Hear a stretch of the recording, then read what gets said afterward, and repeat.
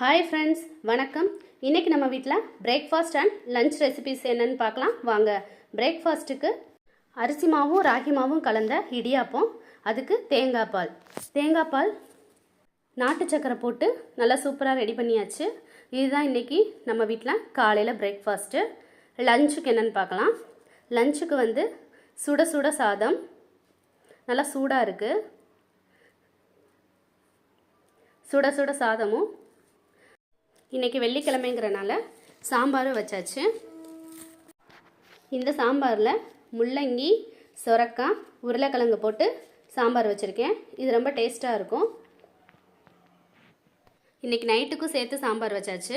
Night dosa மாவு இருக்குது. தோசை மாவுக்கும் இந்த சாம்பாரை யூஸ் பண்ணிக்கலாங்கிறதுக்காக கொஞ்சம் அதிகமாகவே இன்றைக்கி சாம்பார் வச்சாச்சு. தொட்டுக்கிறதுக்கு கேரட்டு, பீன்ஸு, அவரைக்காய் போட்டு ஒரு பொரியல் பண்ணியாச்சு. இதுதான் இன்றைக்கி நம்ம வீட்டோட பிரேக்ஃபாஸ்ட் அண்ட் லஞ்ச் மெனு.